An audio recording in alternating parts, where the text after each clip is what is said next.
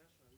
Rebecca McNaught currently works as a long-term climate change and disaster risk management consultant with UNDP's Pacific Risk Resilience Program in the Solomon Islands, Fiji, Vanuatu, and Tonga. Prior to this, she worked for 9 years on climate change and disaster risk reduction with the Red Cross, Red Crescent movement across Asia Pacific and the Middle East, with a particular focus on youth engagement, partnerships for climate services, and developing youth. She holds a diploma of natural resource management, a Bachelor of Environmental Science from Deakin University, and an MPhil in Geography from Melbourne University. Rebecca? Thank you so much. Well, welcome everyone to this session today. The topic is disaster response and resilience.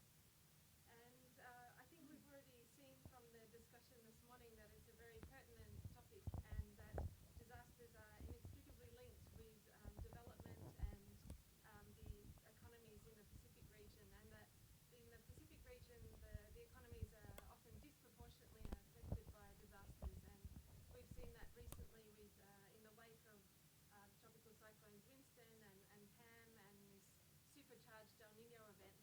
And one of the speakers today even talked about, is this the new normal? And certainly we're going to face more and more challenges into the future as climate change worsens in this century.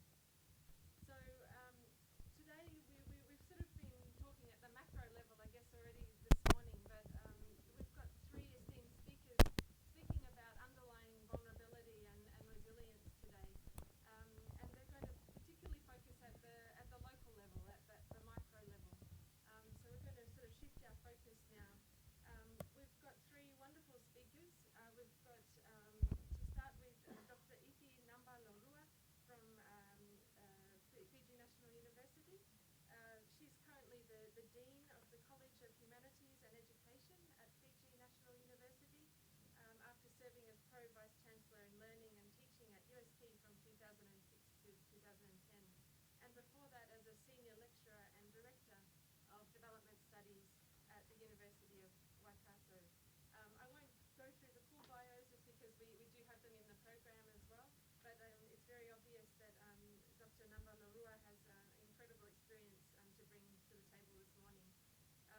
After Dr. Nabalarua, we have Dan Orcherton, who's the Director of the Centre for Sustainable Technology and Development, also at Fiji National University. Dan has a huge amount of extensive knowledge in international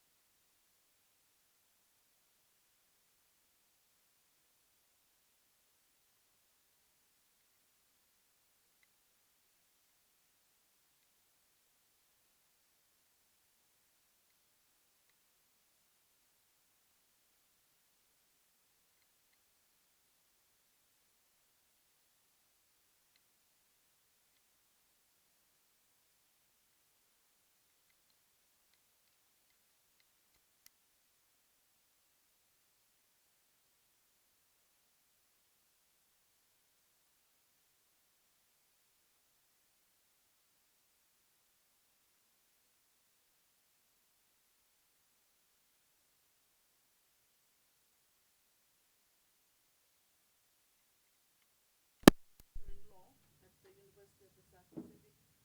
At the Fiji National University, but she just returned from doing a Master's in Science in International Public Policy, in which she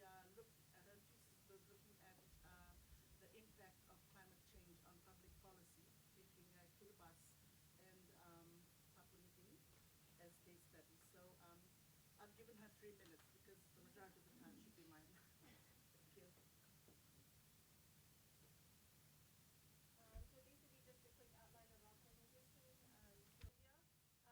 social order is contrasted with social chaos or disorder, and it refers to a stable state of society in which the existing social order is accepted and maintained by members in the community. Safety, on the other hand, I've chosen to define it as a system, a condition of being free from harm or risk, a state of being free from danger, which is almost synonymous with security. So basically, how do natural disasters affect the social order and security?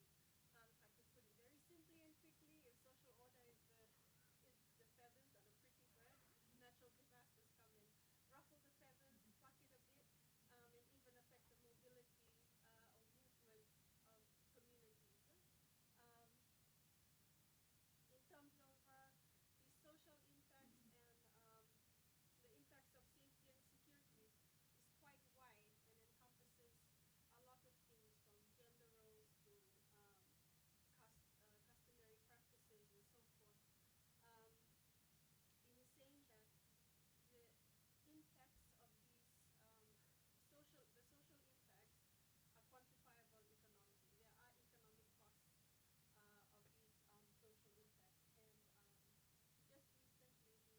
the Australian Business Roundtable for Disaster Resilience issued a report, commissioned a report to Deloitte Access Economics, and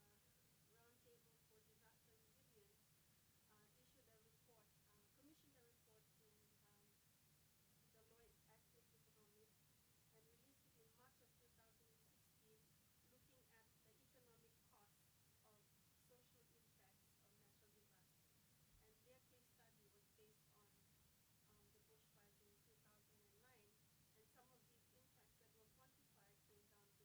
2016, looking at the economic costs of social impacts of natural disasters. And their case study was based on the bushfires in 2009, and some of these impacts that were quantified came down to family violence, um, which ran into the hundreds of millions, um, alcoholic abuse, and so forth. In terms of the current law surrounding natural disasters, we have the Natural Disaster Management Act, which is issued in 1998, and it looks at the role of government and relevant agencies around natural disasters, and then the crimes decree,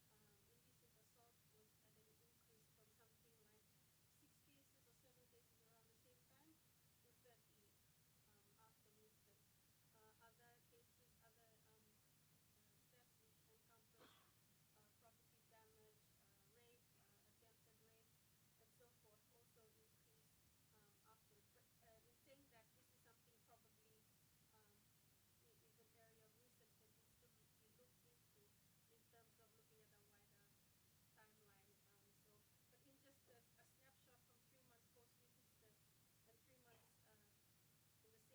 from 3 months post-Winston and 3 months in the same year, the year before, there was a marked increase. So with all those, that lovely start of positivity, I'll leave it to the team. Thank you. I'm going to actually look at something which I've been working on and which I delivered for the Fiji police force. And my involvement in this was that in about 2014, 13, 14, the police was looking for a community policing model because up to that date, they had basically looked at the Israeli model, tried to cut and paste the Australian model, the New Zealand model, and it wasn't working. So they needed something that was homegrown, that was familiar to the stakeholders who were going to be involved in it, and this is where I came in. So community policing is a philosophy promotes organizational strategies that support a systematic use of partnerships and problem-solving techniques to proactively address immediate conditions giving rise to public safety issues such as crime, social disorder, and fear of crime. Now, when we're talking about community resilience, apart from looking at it in the context of natural disasters, I mean, it ranges from natural disasters to political disasters to economic disasters to human disasters. And I thought, okay, let us just look at community policing and see what it entails. Now, it comprises three components: community partnerships, organizational transformation, and problem solving. And that's basically what it looks like.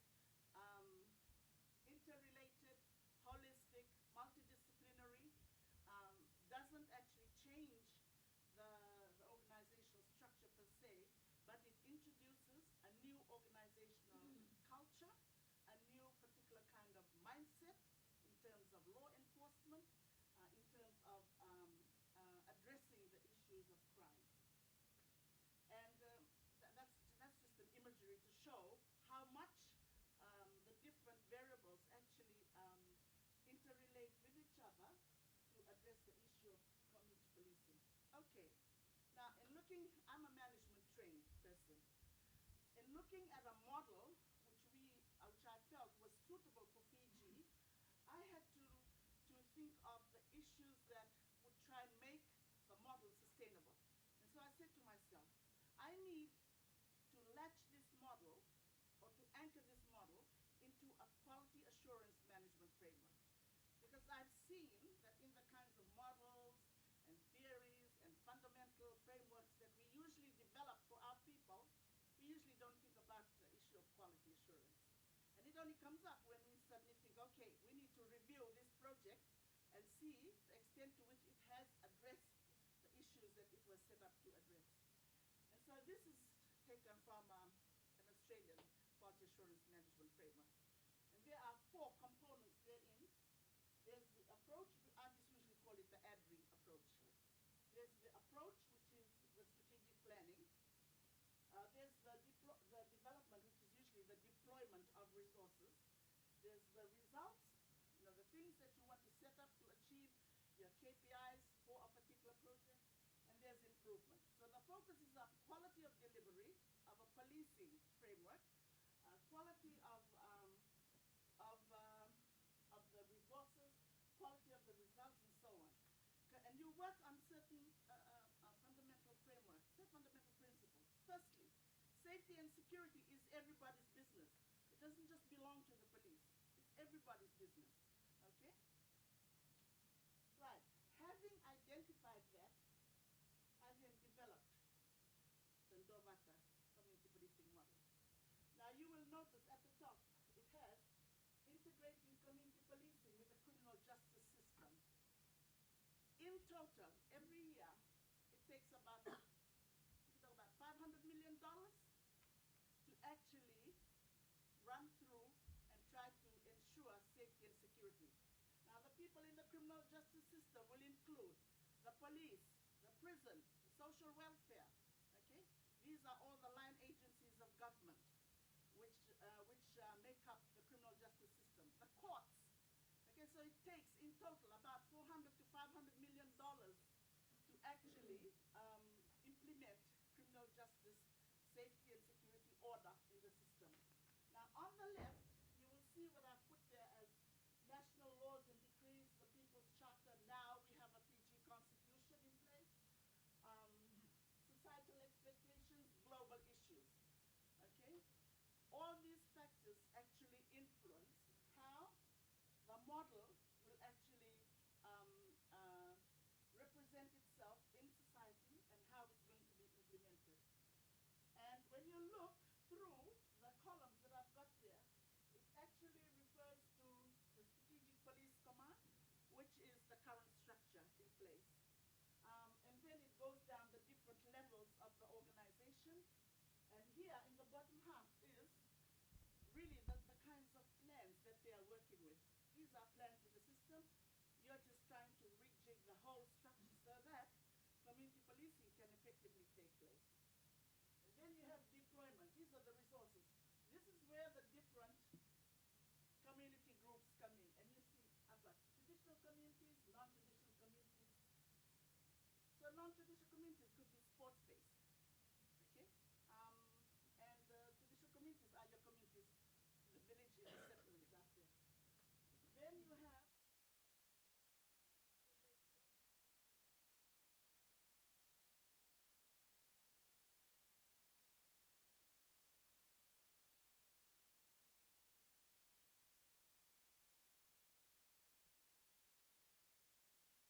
when I had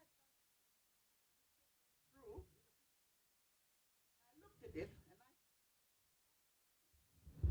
and this model can actually be implemented anywhere in the Pacific, okay? Because it has a very strong local framework attached to it.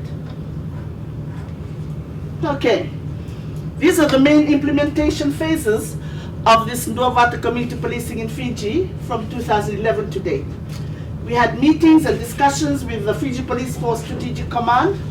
There was the launch of the program. There was ongoing training with divisional police chiefs on the expectations of Ndovato community policing and how it was to be implemented on the ground. There were internal trainers that were chosen from within to provide training with beat patrols in community police posts, the setting up of community groups, and the review processes of the Ndovato community policing KPIs. Now there's one thing that always misleads people. People think that when you set a model, it's supposed to take off and be successful all the way through. And really, my experience is that you need to give it about 3 years for forming, infancy, okay? Basically to identify all the teething problems that could occur. But it doesn't go away because once it's accepted into the system, it is there. Right? Okay, those are some examples of Ndovato community policing on the ground. This is the Rain Tree Lodge. Those of you who are in Suva, it's up in Nole Suva, just out of Suva. It's this is an example of how business houses take on and agree with the notions and understanding of community policing. We do our best for every guest. That's St. Joseph Secondary School, one of the top secondary schools. It shows children, young students being involved in the whole idea. And this is just some police on big patrol that you see there. Okay, now what was the thing that actually enhanced this idea going forward? I looked at my culture and I looked at the values, some Itoke values that are embedded in the Ndovato community policing model. And the values, you can actually find it in any ethnic group. But it's important that you identify the cultural values because when you begin to contextualize something like this, people identify with it more. Okay, there's a sense of ownership, there's a sense of buy-in. Okay, so I'm not going to go through reading this. You'll have time if they have access to the what you call it. Okay, those are just some more images. These are the features of the Ndovato community policing and the benefits of being homegrown. It actually speaks for itself. And finally, the lessons learned for community resilience. And this is the key thing. Homegrown models adapted from global best practices are more sustainable. Okay, it's been proven. Ndovato community policing affirms that safety and security is everyone's responsibility. A safe and secure community leads to a greater resilient community. Community policing is relevant and responsive policing strategy for Pacific Island countries which complement traditional policing strategies well. Strategies for community resilience in PICs need to be driven by strong stakeholder relationships underlined by a holistic focus. Thank you.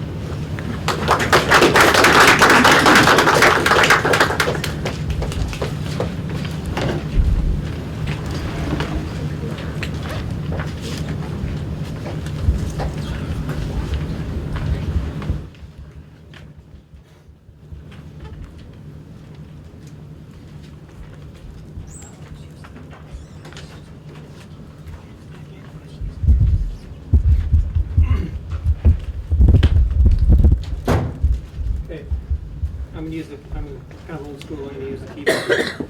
Actually,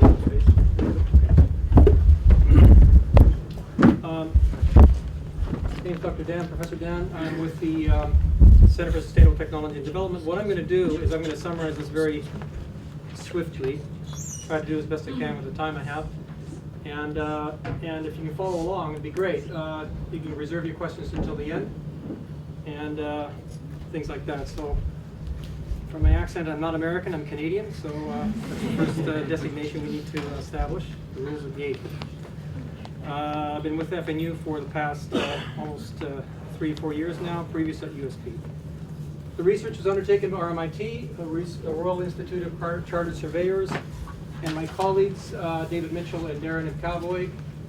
Why this study is undertaken: to better understand perceptions of the community level of vulnerability, adaptive capacity, and tenure security. Oops, set up a timer on this.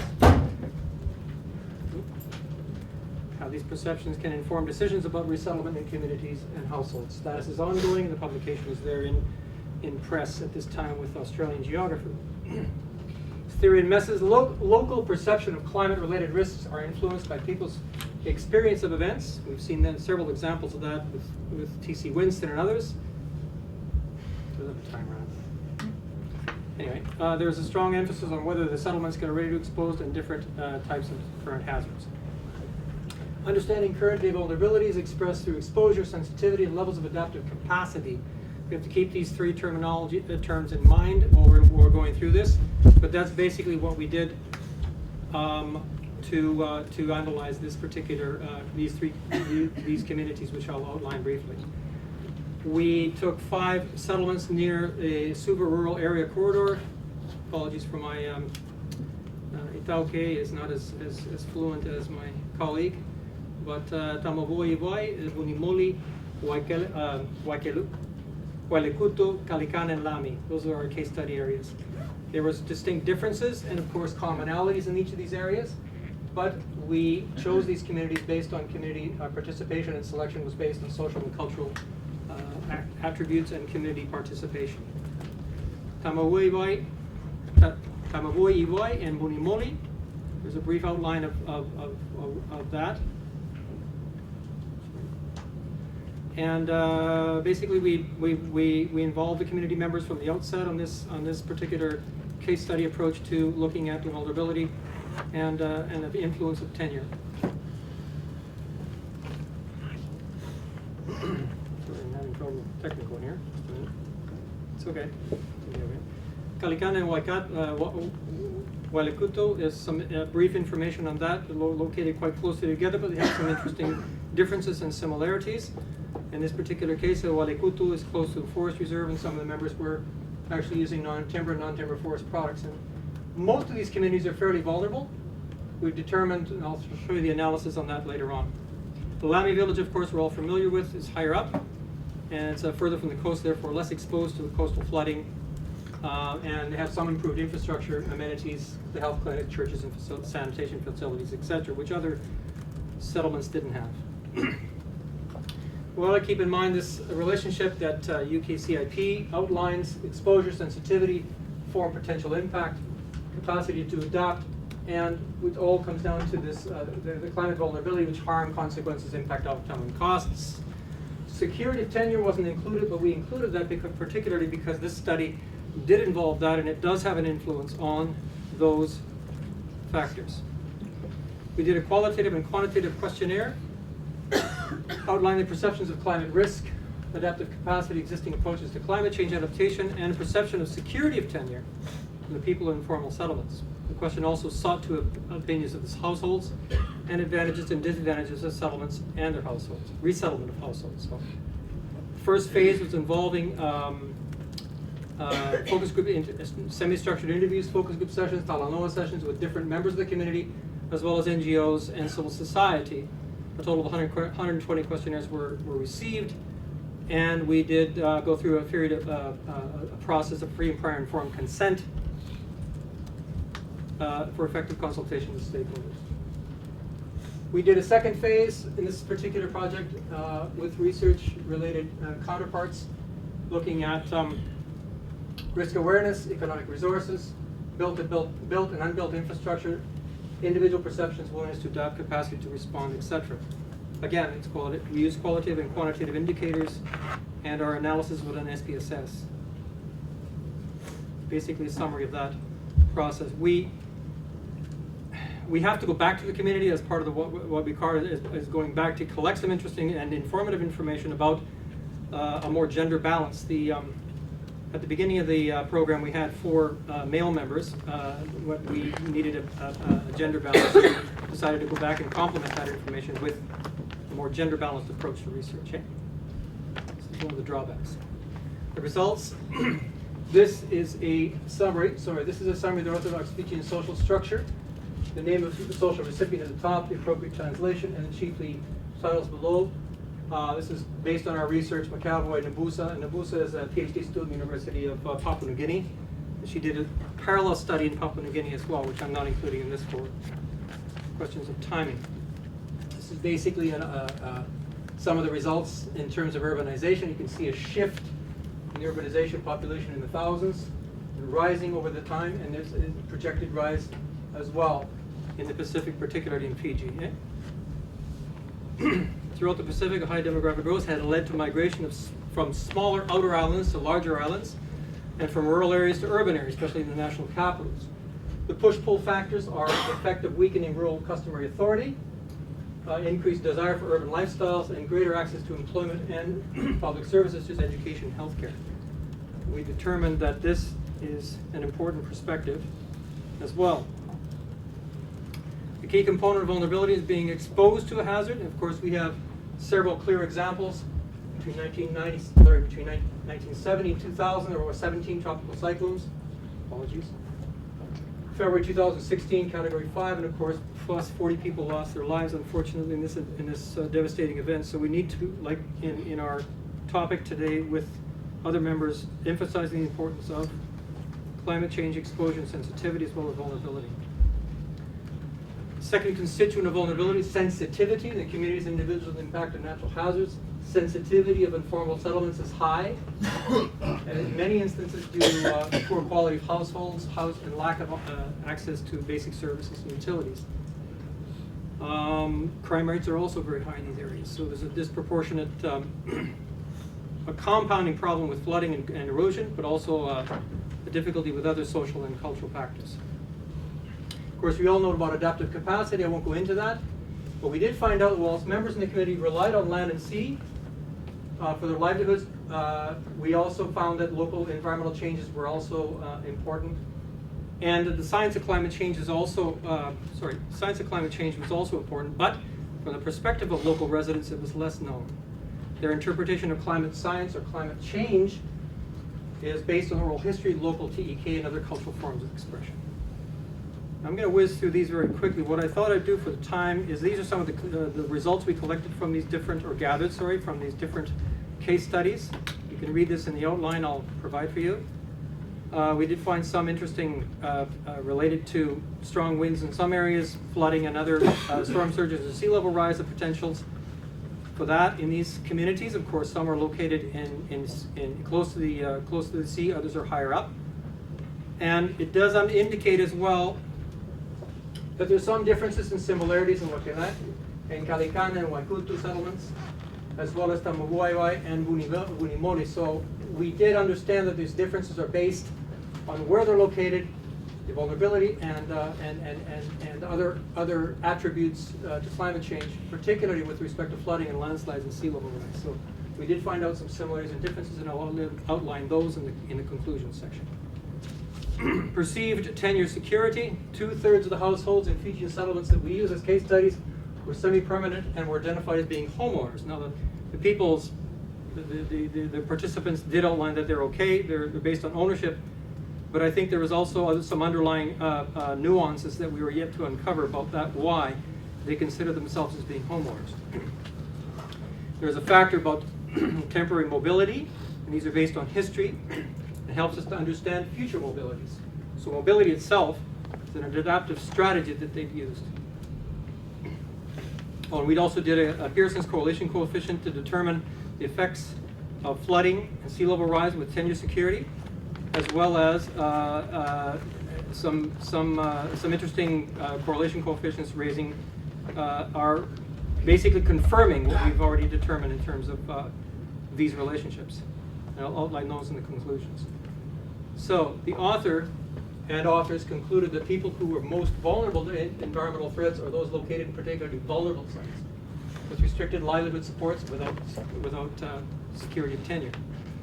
The research also confirms there are correlations at whole and settlement levels between tenure security, perception of vulnerability, and people's ability to adapt. Generally, higher levels of perceived vulnerability also have greater perception of tenure's insecurity and threat of eviction. And in all 5 villages, tenure was very, very secure and secure, and some demonstrating that there are some levels of community resilience in place. We also determined that land tenure systems are not static. Land tenure systems tend to adapt. The question is, how should land tenure systems adopt? How should they do is another research question that we're going to be exploring as well with my colleagues. And long-term sustainability of settlement decisions in Fiji will require effective coordination between government agencies and customary groups to look at reduced hazard risk and protecting livelihoods. Land planning processes were involved, improving building codes and controls, and valuation of land adequate to compensation and relevant to resettlement decisions as well. So these are some of the things we uncovered in our study. And the results of the project may have implications or applications in regions where, with concentrations of informal settlements in areas where hazard risk are quite high, and these need to be worked out as well, depending on the local government's priorities. Some references, and pinakakalawa.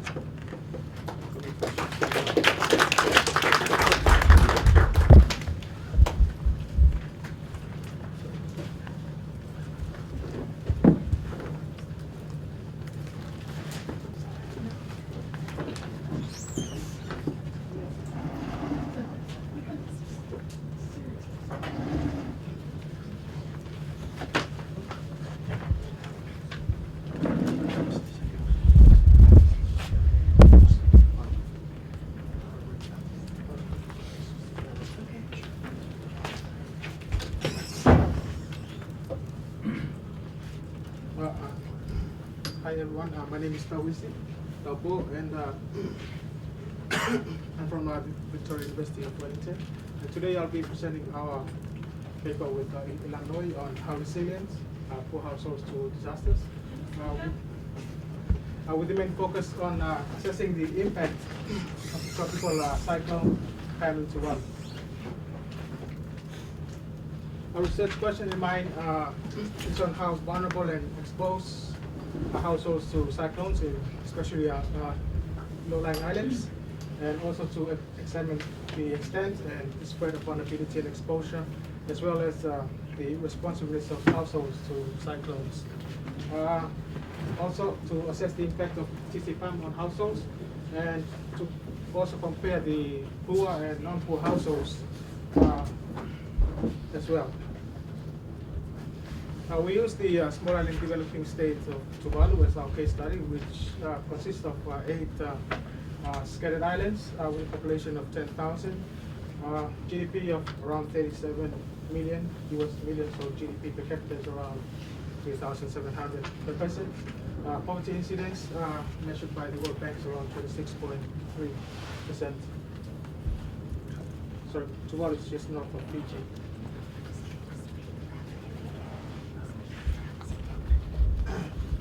Okay, geographically, Tuvalu is made up of low-lying islands with elevation of not more than 5 or 4 meters above sea level, with a land area of around 25 square kilometers.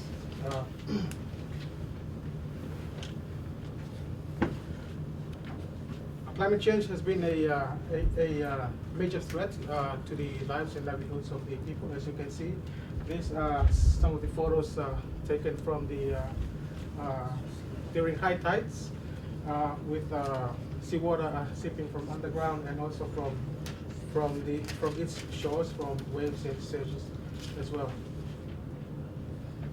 In terms of disasters, these are some of the shots taken from the TCPAM. As you can see, it's associated with floods and with waves, which went up to about 3 meters, and it's quite devastating to the to the households, plantations, and also the properties and assets as well. Excuse me. So this is the econometric model that I use. Actually, I use the disaster risk model, of which risk is defined as the function of vulnerability and exposure, hazard, and responsiveness as well. So on my dependent variable, or my left-hand side variable, is impact, which is the loss and damage in household I, and regressing on vulnerability, exposure, and hazard, which is my measure of strength of the cyclone itself, and the responsiveness. In a sense, it's the ability of households to respond to the cyclone. These are the variables that I use for my disaster risk or impact. I use the log of loss and damage. For vulnerability, use the log of income per person, household size, and the strength of the house structure. Or in other cases, it's a common variable if it's one, if you have a cement house or strong house. Otherwise, it's 0. For the exposure, I use the coast, the distance to the nearest coastline, and also the elevation of the household in meters. For the hazard, I use the distance, the distance to the cyclone path as an indicator. For responsiveness, I use the variables, whether a household strengthen its their houses in preparation for the cyclone, and also if they have any sort of training and capacity building experience from cyclone response workshops by the government and NGOs, etc. And lastly, for those households who received the cyclone warning in advance, for instance, I use at least 12 hours in advance. Otherwise, it's 0. For the data, we did a household survey. We call it the PAM survey, and in Tuvalu, focusing on the impact of the cyclone path. The duration was about 2 months, from the end of November to early Jan, and it was mostly self-funded with some sort of support grants from the New Zealand Aid. We gave back to the community, I suppose, by employing 8 locals to conduct the surveys and all. And we managed to survey 321 households in the affected islands. Some of the limitations, apart from budget and shipping schedules, is one of them is the tropical cyclone Ula at the end of November, I suppose, or early Jan, which also disrupt shipping schedules because we were doing the surveys in the islands.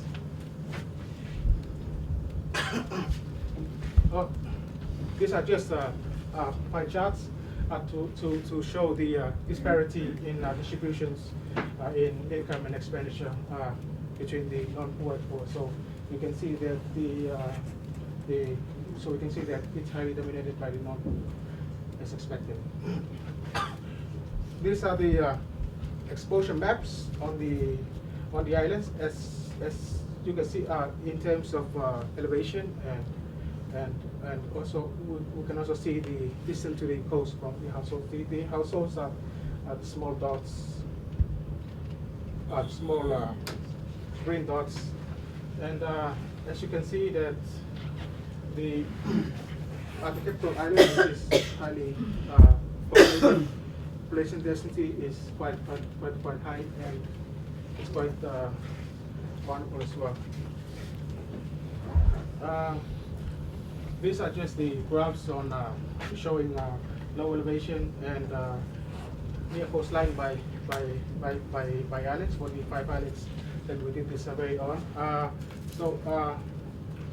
It generally shows that there are some islands which have high and low, low elevation and quite near to the coast as well. Yeah, and in terms of comparison, it's quite similar for the non-poor and for the poor for this standpoint. So we tend to use the empirical model to see how we can get some results in the differences between the non-poor and poor. In terms of vulnerability, these are just the hardship incidents by island for all the 8 islands by village.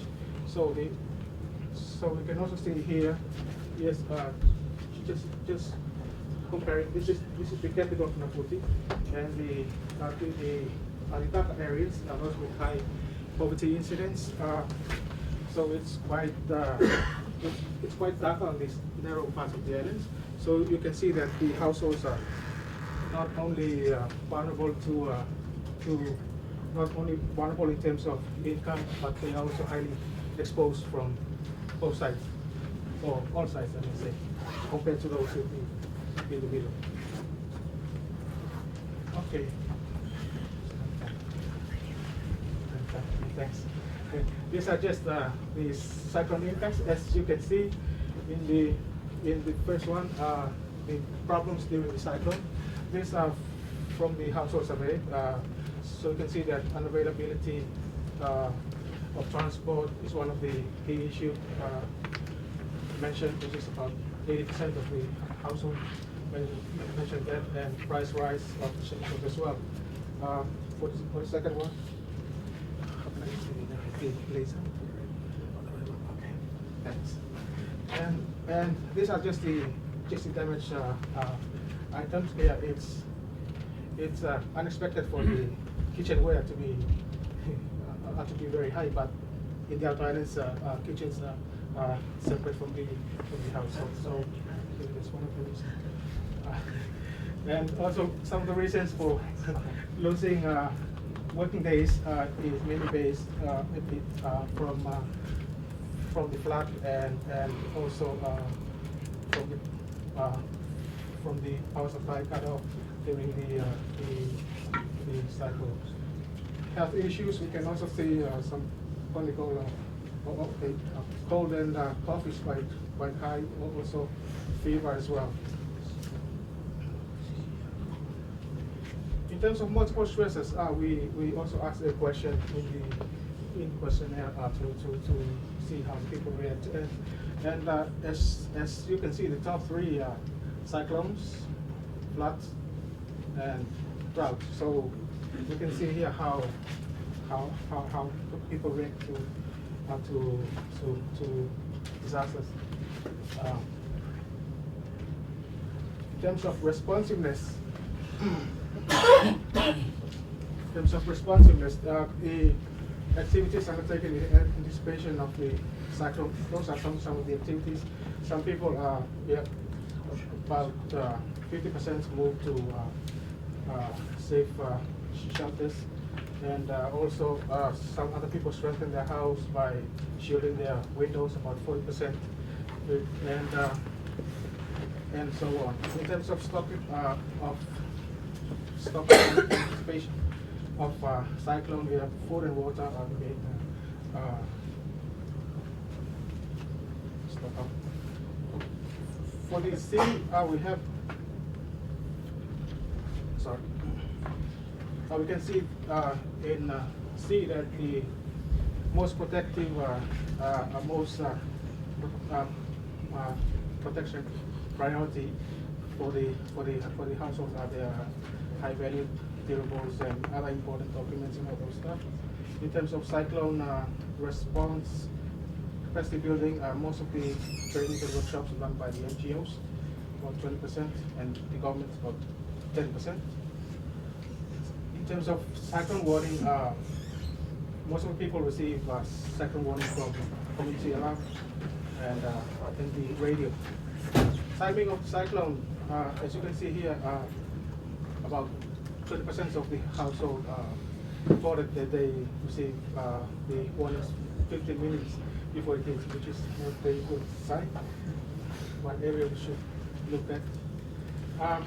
In terms of response and assistance, most of the households receive loans from their families and friends, and from informal money lenders, apart from banks, etc.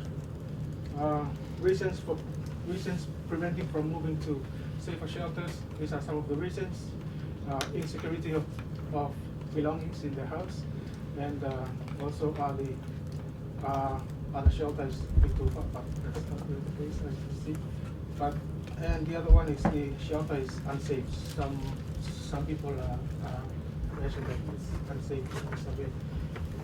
In terms of contacted agency, the disaster committee is the most contacted agency during the disaster, as well as the island community. When we asked the question on who's responsible for reducing cyclone risk, the household reacted that the government has the main role and responsibility reducing cyclone risk. In terms of assistance, most of the assistance were received from the government, followed by the NGOs, etc., in the form of money, income, mostly money. Relocation, we also added another question to see how the housing reacted. So some of the reasons why people do not move from cyclone-prone areas mostly due to lack of financial resources. Some of the factors influencing decision to relocate, you can see here, job opportunities, health, access to health and education. Well, these are just the statistical analysis, just to compare the I don't like to use the word poor, but I usually use the word hardship as the ADP uses as well. So yeah, so just to compare these two to see the differences. As you can see, the loss and damage. For the non-poor, it's higher in average. So, but in terms of in relative terms, in terms of loss and damage over income, it's very high for the poor, which is 93 and 50 for the non-poor, and also in terms of vulnerability, we can see from the figures that the poor are more vulnerable than the non-poor. But in terms of exposure, it's a bit interesting here because it shows that the non-poor are more exposed to climatic disasters than the poor themselves, but only by a small margin. Okay, these are just the boring part, the empirical results. Okay,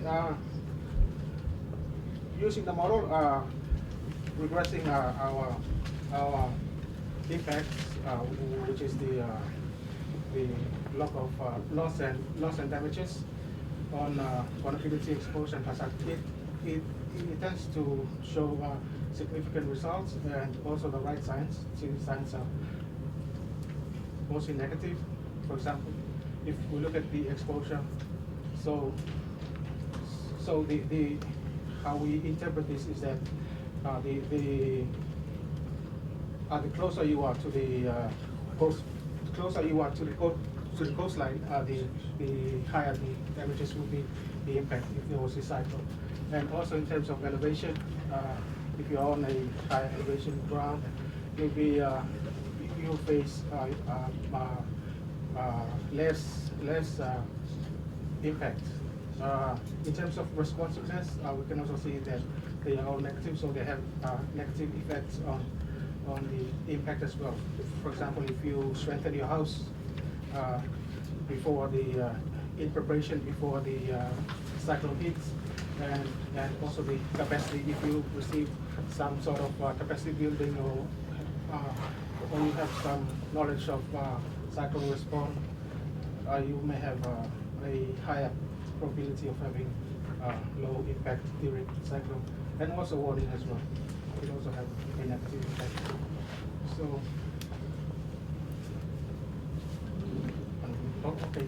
To conclude then, to reflect with some policy implications, the disaster impacts are influenced by vulnerability, exposure, hazard, and responsiveness.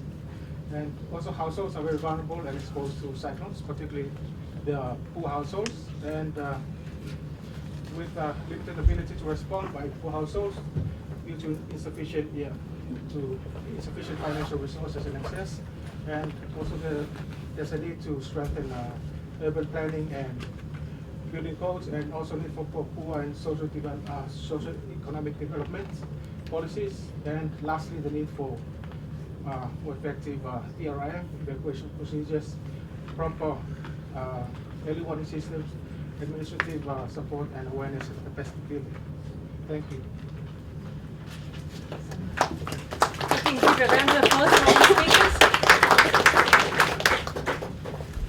Okay, so I think we've got around 20 minutes of questions and hopefully some discussion that we can generate.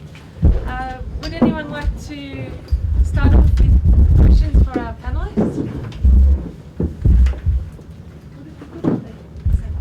Yeah, could I ask you to sit up the front actually, because I think thank you. I was interested in the observation that Ms. Kakawali Tambua made, that after Cyclone Winston there was a spike in sexual related crimes, and that really surprised me. If I was in a place that was devastated, I'd be looking to push somebody out of a structure that was still standing and raid their kitchen, rather than look for sexual gratification. So I wonder if there are any implications here to say, when a disaster hits, what kinds of crimes or what kind of issues are we having to face? This would seem to have implications for the kind of training that and resourcing that community policing needs to have. And also I wondered, to the extent that the second presenter told us that there were different levels of vulnerability among communities that he researched, if there was a correlation between the crime that's experienced in a community post-disaster and its level of vulnerability. In other words, do we need to look to provide more resourcing, more policing, whatever, in the areas where there's the greatest risk of problems arising? Thank you, Mick. I'll just try to answer that.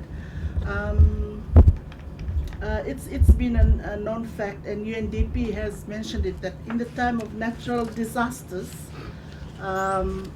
gender inequality seems to be at its highest, simply because with the breakdown of infrastructure and inaccess to first response sort of facilities and services, in the Pacific, for example, the men are usually seen as the sources of authority and power, and so every time people go in to look for contacts where such services will be distributed, it's always directly referred to the village headman, who's usually a male.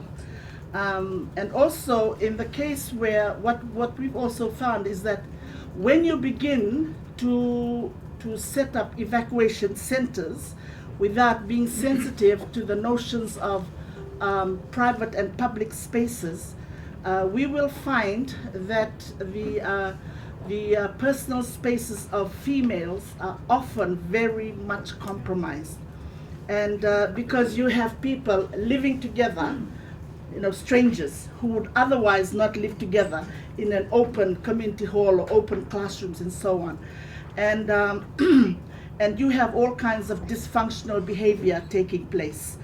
And I think we've managed to see that, and so the kind of training that we provide for community policing is really focused on the beat patrol.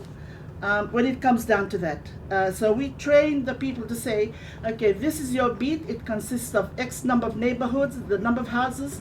You need to be able to report to know what is the demographic profile of the people living here, how many people are transients who are coming into the place. And I think the thing about this is that we actually find that when you're talking about safety and security, for ensuring resilience in communities, there is a greater need to ensure that all the different line agencies work together. A multi-sectoral approach is required, a holistic approach is required. People need to understand about the cultural and contextual sensitivities in place, and we need to make sure that that is actually built in to the kinds of processes that you want in order to make the things that you want to work on sustainable. But yes, you're correct. It actually has an impact on community policing, on the approaches, on the styles.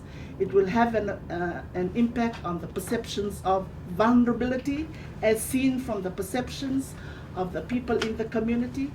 And that's why I had put up a list of the Itauke values that we use, because when you actually look at the English translation of those values, you basically say to yourself, oh my God, we have this, we have this in our different communities. And so when you're dealing with trying to ensure the human factor is worked into making resilient communities, we need to make sure that we understand the context in which they exist. Thank you.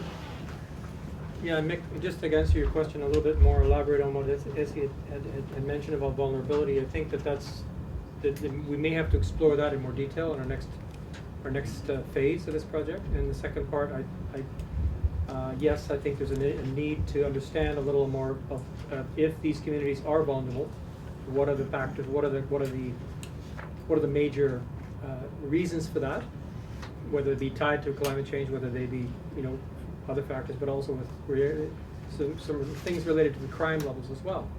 So yes, some settlements and squatter villages are very susceptible or vulnerable. There's got to be more information that we can gather from that to explain the reasons why. It's a social, it's a behavioral. It's like Dean was mentioning, but it's complex. So these complexities need to be basically ironed out and correlated. Any further questions? I'm Rodney from DFAT Fiji. My question is about the health cost of community resilience and also in the vulnerability as well for climate change. Usually when there's a disaster, or there's usually issues of wash, there's also psychosocial support, and it usually manifests itself in health costs. So I didn't quite hear it from any of you. Just curious to find out what is your health cost analysis.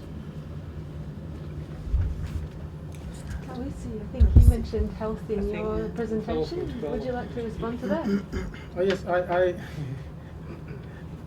I did mention health, but it's not really in detail. It's just a question on the types of diseases that or sickness that the households receive after during and after the cyclone, which is for the case of Tuvalu, it's mainly just coughing and fever as well. But I'm not really sure whether I actually answer your question on health. But I think that's a very crucial and vital area that needs to be further analyzed and put some more work on, which I haven't really gone into detail in my survey. I agree, and if I just say something, even though I never mentioned it here, but the whole issue about communities facing disasters of any sort is always the health issue, the underlying health issue. Now, let's just take Tropical Cyclone Winston. The level of trauma amongst school children is unbelievable, and I think I basically think that both the victims and those that were not directly affected have been equally traumatized by the impact of Tropical Cyclone Winston, because if you look at the Fijian social structure, everybody is is related somehow or other, if not through their Toka, through their Matangali, through their Yavusa, through the Vanua. And so, so for example, the people in the island of Koro, whose economy was obliterated, were stressed.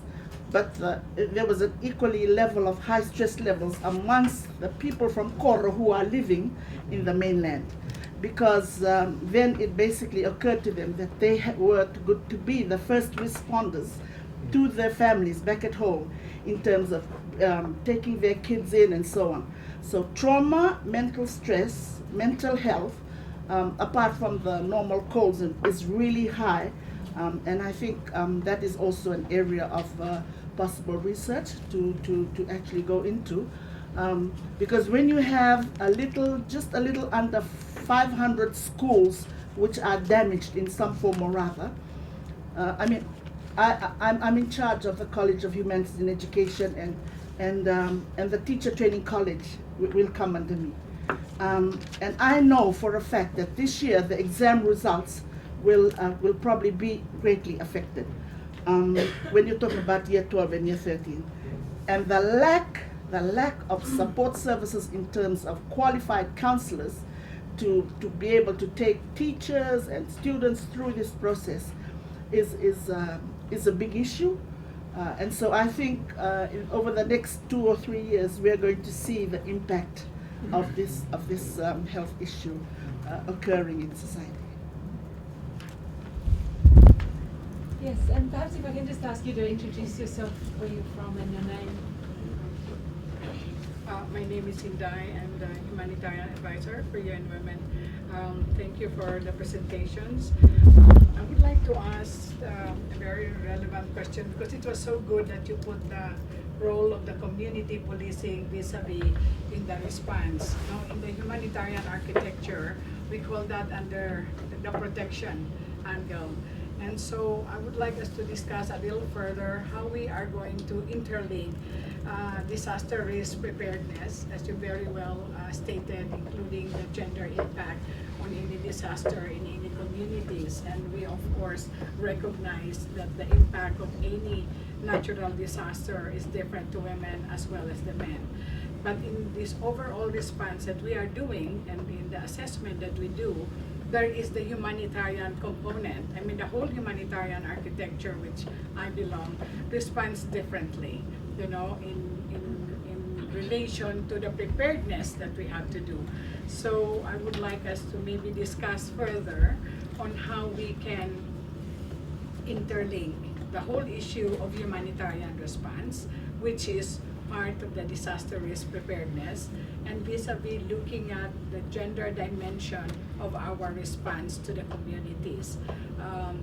Dean Nabalarua has very well, excellently explained that, but I think in our discussion, when we look at climate change and disaster risk response, we have to look at the overall, or the overall arching humanitarian architecture that comes immediately when the disaster strikes. So in the planning and programming that we do, we have, how do we position strategically the humanitarian architecture in all of this? Yes, and often there's a humanitarian structure that comes in after a post-disaster that potentially even ignores what was there existing beforehand. Yeah. During the disaster, we respond. Yes, but, yes. You know, in all this analysis, this is post-disaster recovery phase. But the other part of it is the whole humanitarian phase that responds to the needs of the health, psychosocial support, all of these other food security and other protection. You know, in the case of Fiji, the policing was a very good angle to look at. So how do we interrelate all of those? And I guess it's very much been a question of the World Humanitarian Summit as well, is looking at how do we bridge that gap between humanitarian system and ongoing development, because there's, you know, it's a very blurry space, you know, after response to a disaster, because so many of the issues that are faced are so linked with regular development issues that are faced by communities as well. Would the panelists like to respond to that at all, in terms of linking the humanitarian response, but with these wider development issues and Well, I'll stab at it. I think that in many cases the humanitarian response is an immediate human response. It's in some cases, you can set up a planning program like Dean Essie was mentioning, a planning system in place where you can prepare to some degree with local support, with local people, etc., and prepare to some degree what you expect or what we may think as being an outcome of this. So the humanitarian is just a basic human response to, it's like a first responders approach, which is important. The other part is that there's some components of that you can pre-prepare for. Disaster risk preparedness, etc. There's a whole plan involved with that. Part of that is the policing, etc., what Dean Essie was mentioning. But there's another part, the psychosocial and the underlying trauma that is expected is much more difficult to manage in a sense of pre-preparedness. But there are some examples of work done in Canada and other countries and of preparing children for eventuality of a disaster. Whether it be, you know, a disaster such as, you know, a hurricane, cyclone, tornadoes are all a good example in some parts of the U.S. and Canada and other countries. But these things are in place within the social structure and the cultural norms of the society. Eh? So I think that within a Fijian society, correct me if I'm wrong, there are some underliers that we can help build within Fiji societies and their knowledge, Vanua and other things. But there are some things they can prepare for.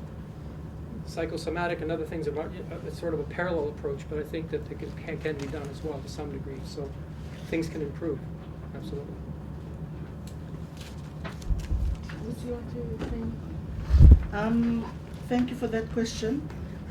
And I think, you know, after almost 40 years of working in the university and doing this kind of research, I'm more convinced that at times some of the earlier works seem to be disconnected because they focused only in a particular discipline. But when you look at countries like Fiji and the Pacific, we are so community, and the community values that we have are so multidisciplinary and multi-holistic. It's reflected in the worldview and in the kinds of perspectives you have. And I just kind of say to myself, why can't we reflect this in what we do on the ground? Now, I just talked about community policing here because I put that together and I've seen how it works. And then I'm particularly interested in actually getting that model and then looking at community preparedness and see how it can actually interlink, so that in the event of any disaster, whether it be political, economic, natural, human, or whatever, you actually have these, what I call anchors, which has already prepared the communities in a certain sense, so that you know, mobilizing, getting together, first response, and so on, it is not new to them because they've taken themselves through. Now, I'm always particularly interested, and I believe that in order to make models or things sustainable, it must have a very strong value of training in it, and accountability. Now, the community policing model is an accountable model because it takes the level of accountability right down to from the top to the bottom. And I say to the police officers here, everybody is a community policing officer. Everybody has to be an advocate and has to be the champion of community policing. And so, and I said, this model is done in such a way that when you do not perform, it will actually show up when you actually do the review. Now, related to this is the notion of preparing the community. And so I'm currently working on a model of community preparedness, which I will want to present to the Ministry of Disaster Management and so on. And it basically, for now, I'm calling it the home run model. And the home run model, I basically base it on the baseball, you know, the diamond, where you have home base, first base, second base, third base. And in between each of the bases, there's an element of training. So from the home base to the first, where pre-disaster, before it even comes, you have training on things like community mapping, identifying sources of authority, sources of expertise in the community, and locations of resources and so on. And from from base 1 to base 2 is what I call the actual disaster proper. Actual disaster. It doesn't matter what disaster it is. But in there, it talks about first response training, what is the first thing that you do, and then you have from 2 to 3 is really the post, right? The post. And from 3 back home is really the evaluation and what needs to take place. And I think when you basically set up your community policing and you have a model like this and you interlink it, you can actually save a lot of resources and a lot of time, because you're using a very general values framework, you're contextualizing all the things that you're doing, and it just means that people aren't kind of left in a state of shock, you know, because they've already built the networks and the partnerships in the community. But I agree, we actually need to now make sure that the whole issue of resilience is built onto a humanitarian framework. You know, because at the end of the day, it's the people that will put the things together, that will decide and plan and so on. Any comments? If I may add some comments on response on recovery as well. From my survey, based on my surveys, in terms of response, as you can see from my presentation, that the families are the first one to respond to the households in terms of loan and they're the first one to give you loans, and also the community also acts as a safety mechanism, in a sense that they cooperate amongst each others, and also looking at preparedness before the disaster hits. As you can see, the empirical results shows negative impacts or negative effects on the impacts if you have received some sort of capacity building or disaster response training, and also if you have I forgot the other variable. Anyways, but in terms of response, I think the other question in mind is how dependent are we on aid after response? I think there are other options we can tap on. Maybe just an option in mind. Maybe, for example, for those countries who have trust funds, they may include maybe disaster response in their trust funds, if it's feasible and sustainable. Otherwise, it's just an area we can look at, apart from just looking at servicing budget deficits and all. Thank you. Okay, I think, should we go one more question or wrap it up? I'll go one more question. I think we had a question here, and I'm afraid we'll have to end it after that. And sorry, I'm just contributing to the previous discussion. So my name is Charlie Damon. I'm the Program Director of Care International in Vanuatu. And I just wanted to add something to this previous discussion around gender in disaster preparedness and emergency response. And we are doing just exactly what you've been discussing. We have community-based committees they are gender balanced. So they have 4 women, 4 men, and they also have a representative of the people living with disabilities in the community. And pre-disaster, we have been training them on preparedness, how to prepare when a disaster is coming, early warning systems, how to conduct community assessments, and then what we found in Cyclone Pam was then they were also able to respond. So by having these committees in place already, when aid arrived, there were men and women in the community who already knew, they'd done the mapping, they knew the vulnerable groups in their community, they knew where the people living with disabilities were, and the people living with disabilities were engaged in their response, as were women. And so it made them a lot more empowered to support their own response. And so in terms of the psychosocial effects, their well-being was a lot better than those who didn't. We have just completed a study to compare those communities who had these committees pre-disaster and those who didn't, and without a doubt it made a huge difference to the impact on that community and how well prepared they were to respond. And we'll be sharing that study in the next couple of months. It's very rare with disaster risk reduction that you get the opportunity to do that comparative analysis. But because of Cyclone Pam, we've been able to conduct that analysis and know that without a doubt, community-based disaster risk management is an effective means of preparing a community, particularly in the Pacific, where we're talking about small islands that are very hard to get to logistically and take time. Community-based disaster risk management is the most effective way of preparing communities for disasters. Thanks, Charlie.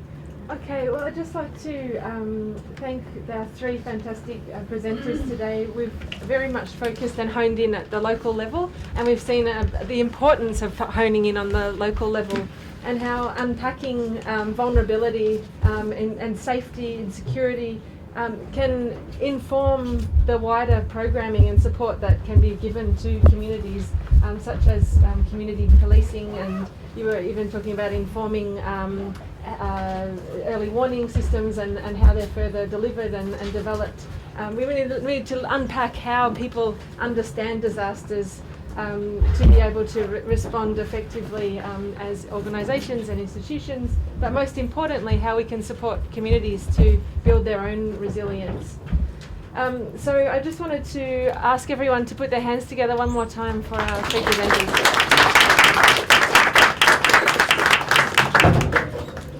Thank you very much. I think it's lunchtime. Lunch is served